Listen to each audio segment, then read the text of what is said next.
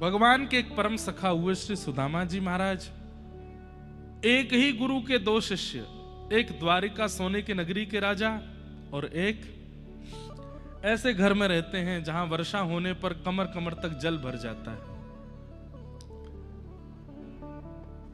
क्या इसमें गुरु कृपा पर संशय होना चाहिए कि गुरु कृपा अद्भुत नहीं होती?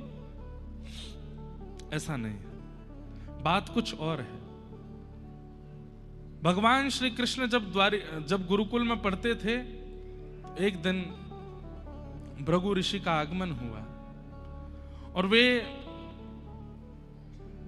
भिक्षा याटन करते हुए जैसे सांदीपनि गुरुकुल पहुंचे तो गुरु माँ ने विचार किया कि घर अभी जो गुरुकुल में जो अन्न है ये सब बालकों के लिए है, महाराज जी के तो अनेक शिष्य हैं, कहीं भी मिल जाएगा। उन्होंने देने से इनकार तो नहीं किया बल्कि बहाना बनाया कि अभी गुरुकुल में कुछ देने को नहीं है, आप कहीं और से व्यवस्था कर लो। ऋषि जैसे ही वहां से गए तो मन में विचार करने लगे, इतने बड़े गुरुकुल में हमको देने के लिए कुछ नहीं था। नेत्र बंद करके दिव्य दृष्टि से देखा तो कुछ पोटली में चने रखे थे। आपने तुरंत हाथ में जल लिया और कहा, हे गुरु मां, जिन बच्चों के ममत्व में तुमने वो मुझे देने से मना कर दिया, मैं शाप देता हूं, जो खाएगा वो श्रीहीन हो जाएगा, उसके जीवन से लक्ष्मी चली जाएगी। वहीं एक झाड़ी के पीछे कुछ पुष्प तोड़ रहे थे श्री सुदामा जी महाराज। उन्होंने ये बात सुन ली, तुरंत दौड़ करके गए तो क्या देखते हैं कि वही दोनों पोटलियां अपने कमर में बांध के श्री कृष्ण आ रहे हैं। और बीच रास्ते में सुदामा जी से बोले, चलो मित्र, गुरु माँ ने आज्ञा की है कि कुछ लकड़ी तोड़ करके लानी है, कुछ पुष्प लेकर के आने हैं, गुरु जी की समिधा लेके आनी है, यज्ञ के लिए वन में चलना है, और देखो चने भी दिए हैं, भूख लगे तो खा लेना दोनों।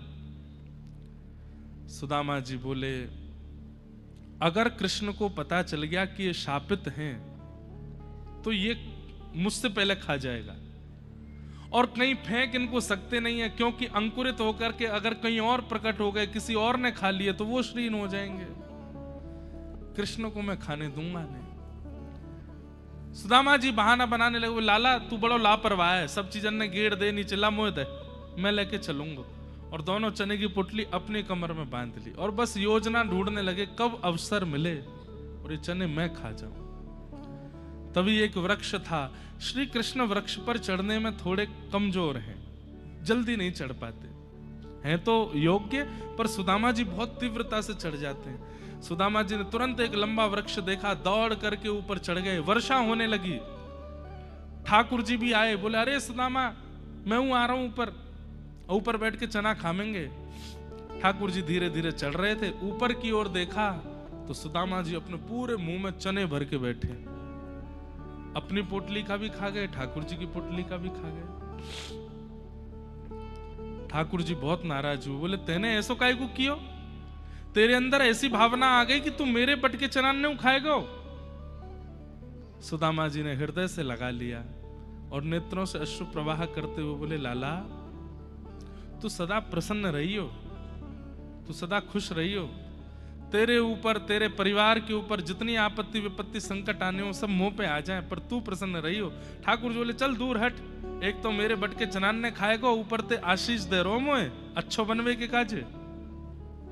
लेकिन वास्तविकता यह है कि श्री सुदामा जी महाराज, वैसे ठाकुर जी श्रीहीन कभी नहीं होते, पर जब वे मानव लीला करने आते हैं तो जो मानवों के साथ होता है सबके साथ घटता है।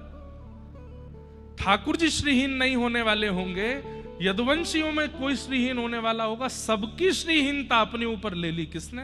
श्री सुदामा जी ने। और कहा, लाला तू प्रसन्न रही। आज तक ठाकुर जी यही सोचते आए कि सुदामा ने उस दिन मेरे बट के चना क्यों खाए, लेकिन वास्तव में घर में इतने छेद हैं कि वर्षा होती है तो पानी भर जाता है, वस्त्र ऐसे हैं कि जगह जगह से रफू हुए हैं, पता चल जाता है कि ये वस्त्र इनका नहीं है। घर में एक दिन भोजन बन जाता है तो प्रयास किया जाता है 3 दिन तक इसी को बचा के पाया जाए।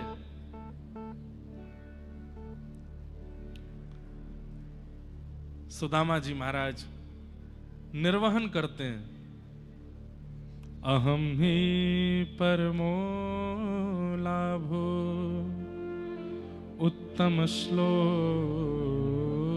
दर्शनम।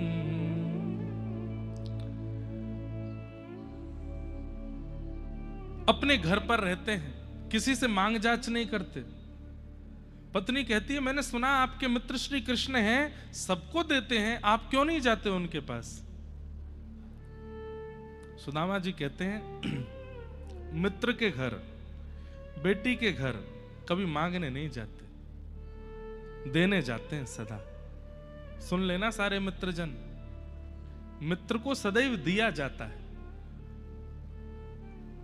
और सामने वाले मित्र को क्या चाहिए कि एक मित्र दे रहा है तो वो उससे भी बढ़िया उसको देवे। ये मित्रता का स्वरूप होता है, मित्र से मांगा नहीं जाता। और मांग भी लिया गया हो तो वापस दुगना करके दिया जाता है, ये मित्रता का स्वरूप है। ऐसी बेटी के यहां भी सुदामा जी बोले मांगने कभी नहीं जाऊंगा मैं। सुशीला मन में विचार करने लगी ये तो कभी नहीं जाएंगे, पर मुझे तो घर देखना है, 3 दिन से बच्चे भूखे हैं।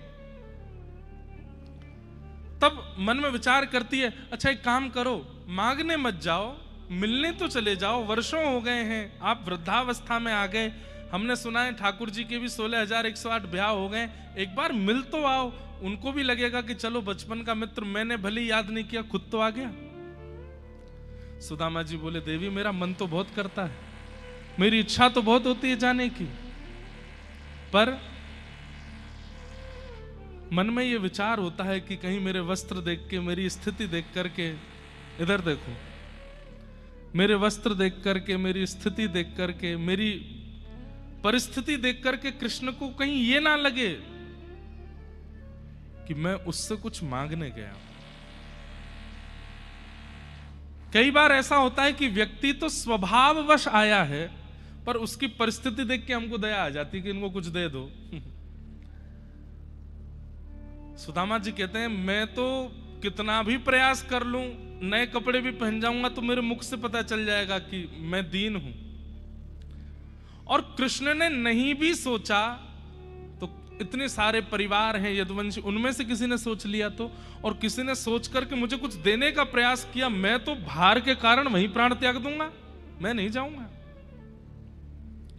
पत्नी बोली वो दिव्य दृष्टि रखते हैं, वो सब जानते हैं, आप बिल्कुल चिंता मत करो, आप तो जाओ। और सुदामा जी बोले ठीक है जाता हूं। सबसे कम रफू जिस धोती में है वो धोती निकाली, 2 ही तो धोती है उनके पास, एक में ज्यादा है एक में कम है, पहन करके निकल पड़े। पत्नी दौड़ी दौड़ी आई, बोले खाली हाथ नहीं जाते, कुछ लेके जाओ। जैसे ये प्रसाद रखा है ऐसी एक पोटली ला करके दे दी। पोटली देख करके भी सुदामा जी सोच रहे हैं कि देवी मेरे पास हृदय है ना देने को, प्रेम है ना देने को। पोटली की स्थिति देख के उसको पता चल जाएगा हमारे घर की स्थिति। बोले कुछ नहीं पता चलेगा, लेके जाओ, खाली हाथ नहीं जाते। निकल पड़े सुदामा जी। चलते चलते 7 दिन हो गए। एक रास्ते में व्यक्ति से पूछा भैया द्वारिका कितनी दूर है? उसने कहा कहां? बोले द्वारिका। द्वारिका? द्वारिका मुड़ने वाला रास्ता आप कम से कम 5 कोस पीछे छोड़ के आ गए हो, वापस जाइए। सुदामा जी वापस लौटे, पर वहां से द्वारिका के मार्ग में मुड़े। चलते चलते पैरों में छाले पड़ गए। सुदामा जी तो वहीं सो गए। एक गजल की पंक्ति है, रस्ते भर रो रो कर हमसे पूछा पांव के छालों ने, रस्ते भर रो रो कर हमसे पूछा पांव के छालों ने, बसती कितनी दूर बसाली, बसती कितनी दूर बसाली, हृदय में रहने वालों ने, रस्ते भर रो रो कर हमसे पूछा पाँव के छालों ने। वैसे तो लाला तू हमारे हृदय में बसे भैया, तेरी द्वारिका बहुत दूर रह गई है। चलते चलते मुझे तो ऐसा लगा मेरे प्राण ही नहीं निकल जाए कहीं यहीं पे। कैसे आऊं रे नंद लाला, कैसे आऊं मदन गोपाला, तेरी गोकुल नगरी बड़ी दूर नगरी, दूर नगरी, बड़ी दूर नगरी, दूर नगरी, बड़ी दूर नगरी। ये पद सबसे पहले गाने वाले हमारे पूज्य पिताजी महाराज। और हमारी मैया बताती हैं, जैसे ठाकुर जी ने सबसे पहला शब्द गैया बोला, ऐसे ही हमने अपने जीवन में सबसे पहला शब्द दूर नगरी बोला। क्योंकि पिताजी की कैसेट चलती रहती थी घर पे, और उसमें दूर नगरी, अब स्पष्ट तो नहीं बोल पाता तो तला के बोलते, लेकिन मैया हमारी बताती वो सबसे पहले यही बोले, पूरे घर में यही गाते बोलते थे, दूर नगरी, दूर नगरी। हमारे पूज्य पिताजी महाराज सबसे पहले इस भाव को गाए। कैसे आऊं रे नंद लाला, कैसे आऊं रे नंद लाला, कैसे आऊं मदन गोपाला, कैसे आऊं मदन गोपाला, तेरी गोकुल नगरी बड़ी दूर नगरी, दूर नगरी, बड़ी दूर नगरी, दूर नगरी, बड़ी दूर नगरी। ओ रात को आऊं तो लाला डर मोहे लागे, रात को आऊं तो लाला डर मोहे लागे, रात को आऊं तो कान्हा डर मोहे लागे, रात को आऊं तो कान्हा डर मोहे लागे, और दिन को आऊं तो देखे सारी नगरी बड़ी दूर नगरी। दिन को आऊं तो देखे सारी नगरी बड़ी दूर नगरी, दूर नगरी, बड़ी दूर नगरी, दूर नगरी, बड़ी दूर नगरी। कैसे आऊं रे नंद लाला, कैसे आऊं रे नंद लाला, ओ कैसे आऊं मदन गोपाला, कैसे आऊं मदन गोपाला, तेरे गोकुल नगरी बड़ी दूर नगरी, दूर नगरी, बड़ी दूर नगरी, दूर नगरी, बड़ी दूर नगरी। ओ मीरा के प्रभु गिरधर नागर, मीरा के प्रभु गिरधर नागर, मीरा के प्रभु गिरधर नागर, मीरा के प्रभु गिरधर नागर। ओ तुमरे दरस बिन मैं तो हो गई बावरी बड़ी दूर नगरी। हाँ तुमरे दरस बिन मैं तो हो गई बावरी बड़ी दूर नगरी, दूर नगरी, बड़ी दूर नगरी, दूर नगरी, बड़ी दूर नगरी, दूर नगरी,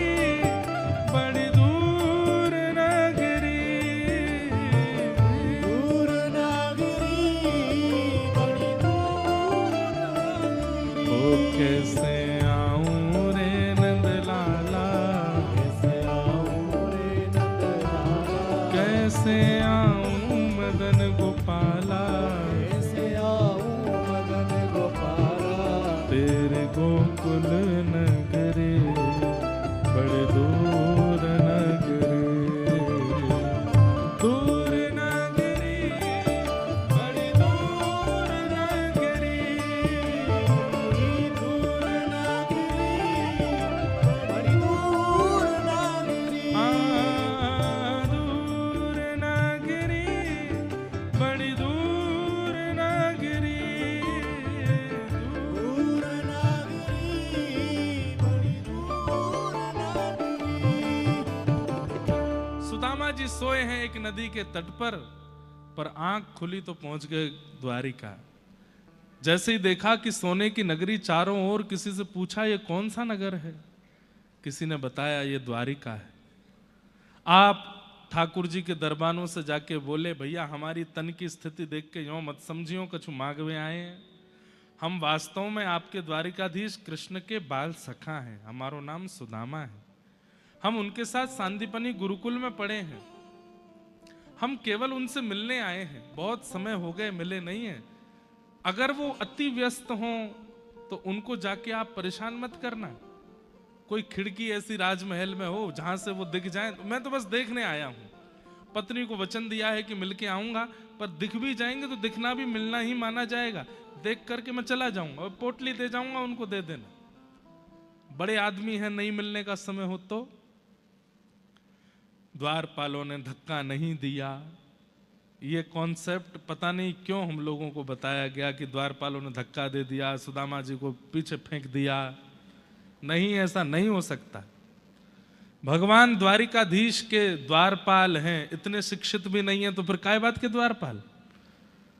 ठाकुर जी के समीप जाने पर व्यक्ति के अवगुण नष्ट होते हैं और भगवान के द्वारपालों में ही अवगुण हैं, तो फिर इससे क्या संकेत मिलेगा हमको। सम्मान से बिठाया और कहा आप प्रतीक्षा करें, द्वारिकाधीश प्रभु अभी प्रसाद पा रहे हैं, और ये सब जो आप लाइन देख रहे हो ना, लंबी कतार, ये भारतवर्ष के सारे राजा हैं, सबसे मिलने का समय है, एक एक करके सबसे मिलेंगे, पर मैं बात करता हूं, अगर समय होगा तो मैं मिलवा दूंगा। बोले बिल्कुल निश्चिंत जाना, हमको कोई चिंता नहीं, हम तो बस देखने आए हैं, देख के चले जाएंगे। द्वारपालों ने भीतर जाके ठाकुर जी को बताया, भगवान इतने राजा खड़े हैं, इतने महाराजा खड़े हैं, इतने ये खड़े हैं, इतने वो खड़े हैं, सबके ठाकुर जी भोजन पाते जा रहे हैं, सुनते जा रहे हैं। बोले अच्छा है, खड़े रखो, मिलेंगे।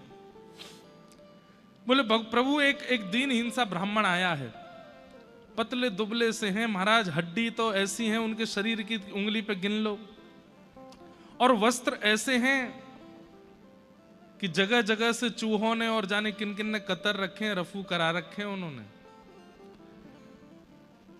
अपने आप को आपका बाल सखा बता रहे हैं। तन की स्थिति और परिस्थिति से तो लगता है कि लक्ष्मीहीन है, पर ललाट का तेज देख करके लगता है कि कोई नैष्ठिक ब्राह्मण है, त्रिकाल संध्या करते हैं। उनकी वाणी की गरिमा और वाणी में जो शब्दावली है उससे पता चलता है कि वो शिक्षित हैं, पढ़े लिखे। आपके बाल सखा अपने आप को कह रहे हैं, और उनकी इच्छा तो वैसे मिलने की है, लेकिन कह रहे हैं कि अति व्यस्त हूं तो दूर से दिखा दीजिए। उन्होंने अपना नाम सुदामा बताया है। ठाकुर जी कवल ले रहे थे मुख की ओर, और जैसे ही सुदामा नाम सुना वहीं रुक गए। बोले मेरे मित्र सुदामा आए हैं बाहर। बोले जी, मेरे बाल सखा सुदामा सांदीपनी गुरुकुल में जो मेरे साथ पढ़े वो आए हैं बाहर। जी जी प्रभु, उन्होंने यही परिचय दिया अपना। और तुमने उनको क्या उत्तर दिया? बोले हमने उनको बैठा दिया है बाहर, जहां लोग प्रतीक्षा गृह में बैठते हैं वहीं वो बैठे हैं, आपकी प्रतीक्षा कर रहे हैं। इतना सुनते तो ठाकुर जी ने कवल छोड़ा और अपने आसन से कूदे। बोले मेरे मित्र सखा सुदामा आए हैं और तुम उनको भारी छोड़ करके आ गए।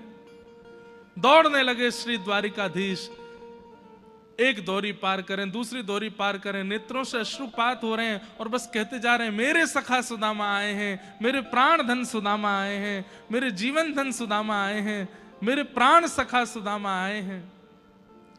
मंत्री, सेनापति, द्वारपाल सब पीछे दौड़ रहे हैं। रुक्मणी, मित्रविंदा, यमुना, कालिंदी सब पटरानियां पीछे दौड़ रही हैं। जामवती, सत्यभामा मन में विचार कर रही हैं, ऐसा कौन आ गया?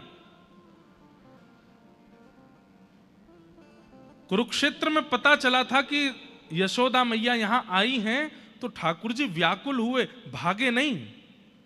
लेकिन ये कौन आया है जिसके लिए ठाकुर जी भागने लगे? द्वार पर जाकर के जैसे देखा, प्रतीक्षा गृह में अनेक राजा बैठे हैं, सब खड़े होकर के जय जयकार करने लगे। सुदामा जी उठ करके खड़े हो गए, भैया कहाँ भयो? बोले द्वारिकाधीश आ रहे हैं। सुदामा जी ने जैसे भीतर देखा तो दोनों भुजा पसारते हुए दौड़ते हुए श्री द्वारिकाधीश आ रहे हैं। मेरे सुदामा, प्राण सुदामा, जीवन सुदामा, और दौड़ते हुए आकर के अंक में भर लिया सुदामा जी को। सुदामा जी के लिए ये स्वप्न से ज्यादा था। इतना तो वो स्वप्न में भी चिंतन नहीं करते थे। कभी कभी स्वप्न देखते थे तो उसमें भी ये विचार करते थे कि कन्हैया सोने के सिंहासन पर बैठेगो, मैं भीड़ में पीछे बैठ जाऊंगा। इतना सामीप्य तो स्वप्न में भी अनुभव उन्होंने किया था, पर ये तो स्वप्न में भी नहीं सोचा था। ठाकुर जी ने आकर के इतना गाढ़ आलिंगन किया कि अगर थोड़ी देर नहीं छोड़ते तो सुदामा जी ठाकुर जी में ही विलीन हो जाते। अंक में भर लिया।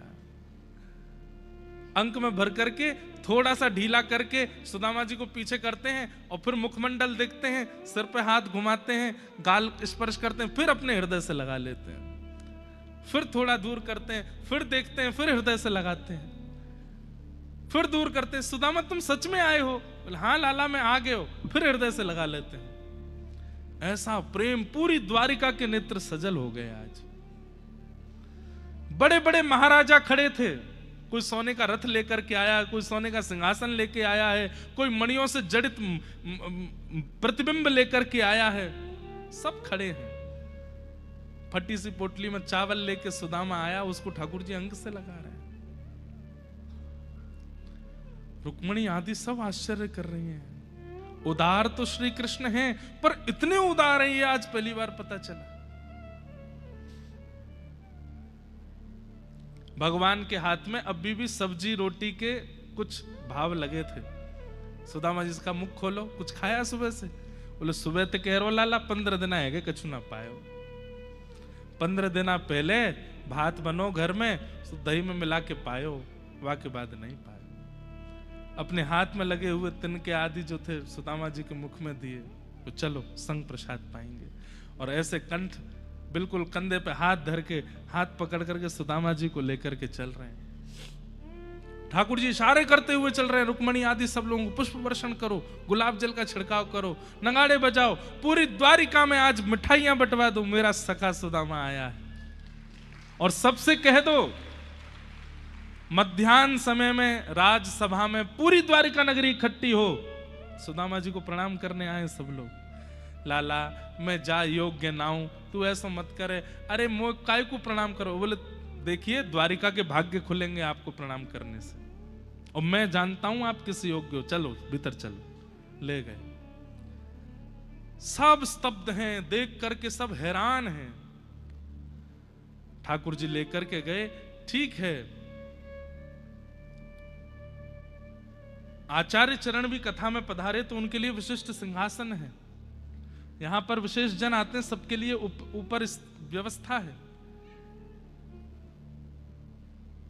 पर कोई अति विशिष्ट हो या फिर ठाकुर जी आ जाएं, उसके लिए अधिकार है कि व्यास जी खिसक के अपने बगल में बैठा सकते हैं। यहां बैठो। केवल ठाकुर जी को, वैसे तो आचार्य चरण भी बैठ सकते थे, पर उनकी हमें डर लगता है वो बैठ जाएंगे तो हम उड़ जाएंगे यहां से। नहीं तो व्यास मंच की बड़ी मर्यादा है। यहां प्रधानमंत्री भी आ जाए हम उठ नहीं सकते। भक्तमाल की कथा हो, भक्त चर्चा हो, वहां उठ सकते हैं। बाकी यहां जब तक आरती नहीं हो जाए हम उठ नहीं सकते। नियम तो यह भी है, पंडाल गिर जाए तो भी नहीं उठ सकते, आरती करके ही उठ सकते हैं। प्यास लगे, भूख लगे, कुछ हो जाए, यहां से उठ नहीं सकते। बीमार हो जाए, सिर दर्द हो जाए, बुखार आ जाए, नहीं उठ सकते। विसर्जन भागवत जी को प्रणाम करके पुष्प छोड़ के तभी उठ सकते हैं। आसन की अपनी मर्यादा होती है। लेकिन ठाकुर जी ने तुरंत सुदामा जी को लेकर के गए और द्वारिका के जिस आसन पर श्री कृष्ण विराजे आज तक, और किसी ने इसका, भगवान के बालक भी नहीं बैठ सकते उस आसन पर, उस आसन पर ले जाकर के भगवान ने सुदामा जी को बैठा दिया।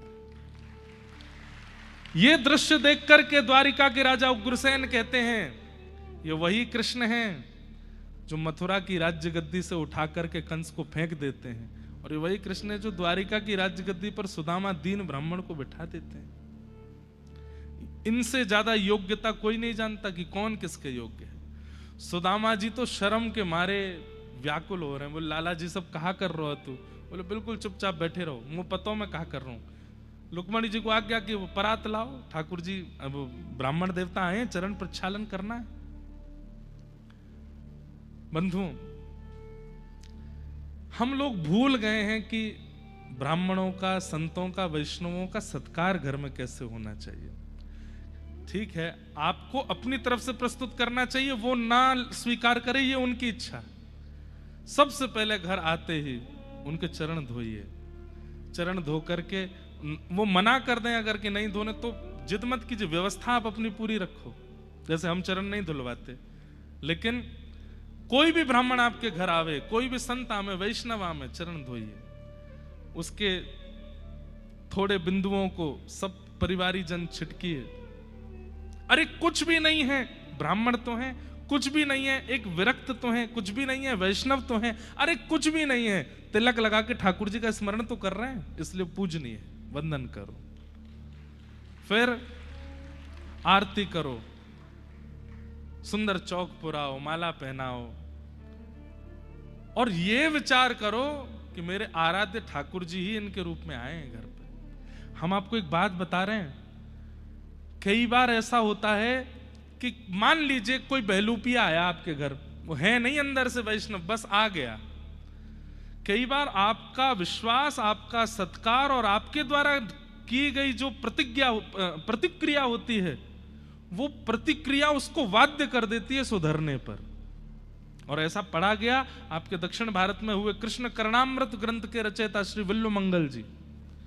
विल्लु मंगल जी की कथा आती है कि वो नेत्रों को वश में नहीं रख पाते थे, सुंदरता दिखी नहीं पीछे। तभी एक सरोवर के तट पर विल्लु मंगल जी बैठे थे और एक अभी नवविवाहित कन्या, नवविवाहित थी, जल भरने आई और उसके रूप माधुरी को देख करके विल्लु मंगल जी इतने मोहित हो गए, कितनी सुंदर है। उसके पीछे पीछे चलने लगे और वो तो घबरा गई बेचारी, दौड़ी अपने घर के लिए, तो विल्लु मंगल जी भी दौड़े। घर के भीतर आकर के पति से कहा, बोले मेरी रक्षा करो, क्या हो गया? बोले बाहर एक व्यक्ति खड़ा है तो साधु का भेष, पर विचार अच्छे नहीं, मेरे पीछे पड़ा है। पति ने जब बाहर देखा तो तिलक है, स्वरूप है, पटका डाला है, आदि आदि जो भी भेष वैष्णव का है। पति ने कहा अगर ये सच्चे वैष्णव होंगे तो ये सुधर जाएंगे, और अगर केवल आडंबर होगा तो फिर बिगड़ने से तो कोई रोक नहीं सकता। पति ने कहा चौक पुराओ और अंदर से माला आदि लेके आओ, आरती तैयार करके लाओ। द्वार खोला, विल्लु मंगल जी का स्वागत किया। पत्नी बोली कैसे पति हो तुम? वो मेरे पीछे पड़े थे, तुम उनका स्वागत करवा रहे हो। बोले जैसा कहूं वैसा करो, आरती करो, नजर उतारो, चरण धो, चरण जल लेकर के खुद पिया, उनको पिलाया। ये सब देख करके विल्लु मंगल जी को मन में आ तो रहा था कि मैं रूप माधुरी देख करके पीछे पड़ा हूं और ये मेरा इतना सत्कार कर रहे हैं। आसन लगाया, बैठिए, प्रसादी पाइए। थाल लेकर के आए, प्रसादी बनाने लगे। अभी तक भी इतनी चेतना नहीं जगी थी चित्त में। प्रसाद पाने के बाद विल्लु मंगल जी बोले मेरी तो शयन करने की इच्छा है और मैं आपके घर पे ही शयन करूंगा। पतिदेव बोले आइए हमारे कक्ष में सोइए, आप सो जाओ। जाते जाते बोले आपको कुछ आवश्यकता तो नहीं? बोले हाँ, एक गिलास जल लेकर के आओ, पर आपकी पत्नी लावे। पति बोला ठीक है। बाहर निकल के पत्नी से बोले सुनो, जाओ जल। बोले तुम कैसे हो? वो हमारे घर में घुस गए, सब कुछ अब कक्ष में बुला रहे हैं, आप कह रहे हो जाओ। बोले सुनो, श्रृंगार करके और जाना। पत्नी सुंदर थी लेकिन और श्रृंगार किया। पति ने कहा करो तो मैं हूं ना यहाँ पे। और जैसे ही भीतर जल लेकर के गई, विल्वमंगल जी ने जैसे ही उसको देखा तो वो पहले से ही सुंदर लेकिन और श्रृंगार करके आई तो और सुंदर लग रही थी। ये देख करके नेत्र बंद हो गए और मन में विचार करने लगे। मैं पीछे भागा, एक बार भी पलक नहीं झपकी, भोजन भी पा रहा हूं, कौन सी सब्जी खाई, दाल खाई, मुझे याद नहीं है, केवल इसकी रूप माधुरी को देखता रहा। इनके घर में आ गया, कक्ष में आ गया, अब भी मेरा व्यवहार नहीं बदला। और मैंने जल मंगाया तो ये और श्रृंगार करके मेरे सन्मुख आ गई। इतनी व्याकुलता, इतनी तत्परता, इतनी तड़फ और इतनी बेचैनी अगर श्री राघव से मिलने की होती तो आज राम जी भी ऐसा ही श्रृंगार करके मेरे सामने आते, मुझे दर्शन देते, कन्हैया मेरे सामने आ जाते। पर उसने जल का पात्र जब रखा, बोले जल ले आई हूं, और कुछ आवश्यकता, और कुछ आवश्यकता तो नहीं है। इधर देखो, विल्वमंगल जी बोले एक आवश्यकता है। बोले क्या? 2 कांटे लेके आओ। बोले कांटे? बोले हाँ, हमारी जरूरत है, कांटे लेके आओ। वो पत्नी बाहर गई, कांटे लेके आई, पति से बोली वो कांटे मंगा रहे, बोले ले जाओ। और वो कांटे लेकर के, दोनों कांटे हाथ में लेके अपनी दोनों आंखों को फोड़ लिया। बोले इनके कारण ये विषय मेरे चित्त में आया, अब इनको नहीं रखना है। और उसी दिन से जिन नेत्रों ने उनके चित्त में विषय को प्रकट किया, उन्हीं नेत्रों को नष्ट करके विल्वमंगल जी विचरण करने लगे। अस्ति स्वस्तरुणी कराग्र विगलत कल्प प्रसूना प्लुतम वस्तु प्रस्तुत वेणुनादल हरि निर्वाण निर्व्याकुलम स्रस्त स्रस्त निबद्धनि विविलसत गोपी सहस्त्राव्रतम हस्तन्यस्तन ताप वर्गम अखिलोदारम किशोराकृति। श्री कृष्ण माधुरी का वर्णन करने वाले पहले आचार्य चरण हुए श्री विल्वमंगल जी। उन्होंने फिर ठाकुर जी की रूप गाए, ठाकुर जी का श्रृंगार गाया, ठाकुर जी की रूप माधुरी। तो आपका कई बार शुद्ध हृदय और शुद्ध व्यवहार सामने वाले को परिवर्तित कर देता है।